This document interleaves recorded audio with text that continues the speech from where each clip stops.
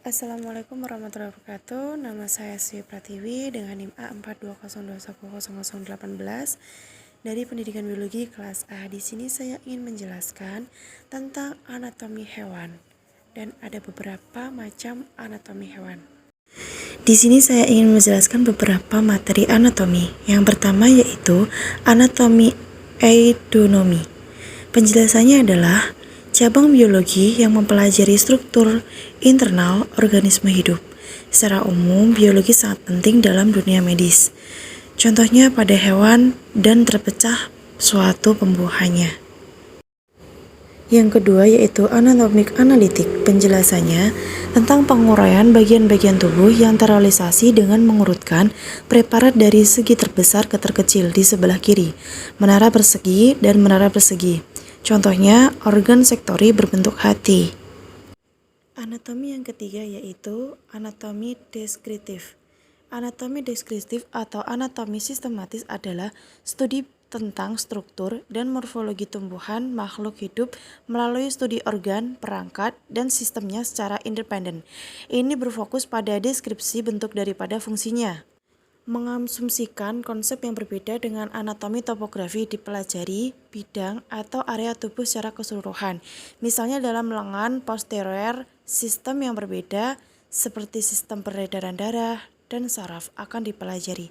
Contohnya lengan posterior, sistem yang berbeda seperti sistem peredaran darah dan saraf. Anatomi yang keempat yaitu anatomi topografi. Ilmu yang anatomi yang mempelajari suatu letak organ terhadap organ lainnya. Contohnya pada organ tubuh hewan, hati pada ikan. Yang kelima yaitu anatomi komparativa. Penjelasannya, anatomi komparativa adalah ilmu anatomi yang membandingkan struktur tubuh manusia dengan hewan. Contohnya alat pernapasan pada amfibi. Anatomi yang keenam adalah fungsional. Adalah hubungan yang tidak terpisahkan antara satu bagian tubuh dengan bagian yang lain, yang berkaitan erat dengan fisiologi atau ilmu Fals, cabang ilmu biologi yang mempelajari keberlangsungan sistem kehidupan. Anatomi fungsional dibagi menjadi dua, yaitu anatomi mikroskopik, anatomi makroskopik. Anatomi makroskopik adalah atau anatomi kasar, pemeriksaan bagian-bagian tubuh menggunakan penglihatan tanpa bantuan. Anatomi makroskopik juga mencakup anatomi superficial. Yang kedua, anatomi mikroskopik adalah melibatkan penggunaan instrumen optik untuk mempelajari jaringan yang dikenal sebagai histologi dan juga dalam studi sel. Contohnya, ginjal pada Metaneurons pada mamalia dan reptil. Anatomi yang ketujuh adalah anatomi perkembangan. Anatomi perkembangan atau embriologi adalah ilmu yang mempelajari perubahan-perubahan perkembangan dan pertumbuhan sel dimulai dari saat pembuahan sampai menjadi manusia. Contohnya, perkembangan ruangan pasca cor. Berikutnya yaitu manfaat-manfaat mempelajari ilmu anatomi.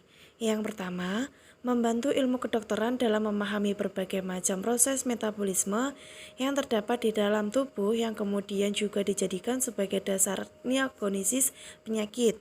Yang kedua, memberikan pengetahuan lebih atas ragam perkembangan struktur dari makhluk hidup secara mendalam.